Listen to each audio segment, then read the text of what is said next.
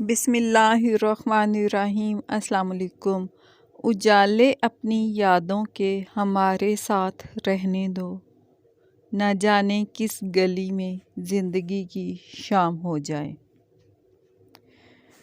بس یادیں رہ جاتی ہیں۔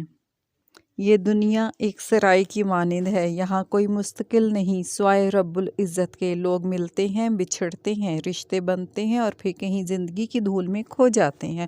اور وہ رشتے جنہیں کبھی ہم کھونا ہی نہیں چاہتے مگر کسی لمحے وہ بھی آخرکار ہم سے جدا ہو ہی جاتے ہیں۔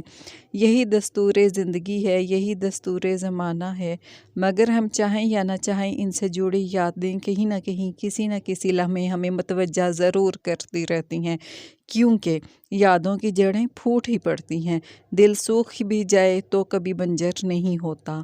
ہمارے ایک استاد اکثر کلاس میں فرمایا کرتے تھے کہ اب موقع ہے یہ چھوٹی چھوٹی خوشیاں چن چن کر جیب میں ڈالتے رہو، اور جب کبھی وقت آئے گا کہ خوشیاں کم اور دکھوں کی بھرمار ہوگی تو پھر کسی اداس لمحے ان خوشیوں کو ایک ایک کر کے نکالنا یا آپ کے لیے دکھوں کے تپتے صحرا میں ٹھنڈی ہوا کا جھونکا ثابت ہوں گی۔ اور یہ اس وقت کی بات ہے جب خوشیاں یوں ملا کرتی تھیں جیسے آج کل دکھ دھڑلے سے بلکہ گلے ہی پڑ جاتے ہیں۔ بچھڑنے والے بچھڑتے گئے مگر آج مدتوں بعد بھی ان بچھڑنے والوں سے جڑی خوشگوار یادوں کو ہم بھلا نہیں پائے۔ رابطے بھلے نہ ہوں چاہتیں تو رہتی ہیں، درد کے وجود سے نسبتیں تو رہتی ہیں، چھوڑ جانے والوں کو روک تو نہیں سکتے مدتوں مگر ان کی عادتیں تو رہتی ہیں۔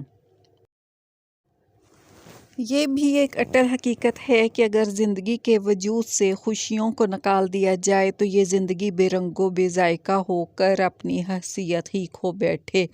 لہٰذا اس زندگی کو رواں رکھنے کے لیے اپنے تعلقات پر غور کیجیے، اپنے رویوں پر نظر ثانی کر لیجیے، اپنی غلطیوں کا ازالہ کر لیجیے، رشتوں کو کھونے سے بچا لیجیے۔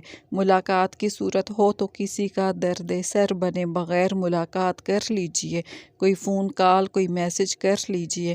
اپنی یادوں کو ہمیشہ زندہ رکھیے، ان خوبصورت یادوں کے اجالوں کو کبھی مٹنے نہ دیجیے، کیونکہ اس بے اعتبار زندگی کا کوئی بھروسہ نہیں، نہ جانے کب اور کہاں یہ چراغ زندگانی گل ہو جائے۔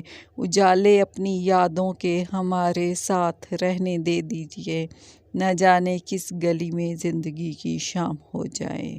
اوکے، ٹیک کیئر آل، اللہ حافظ۔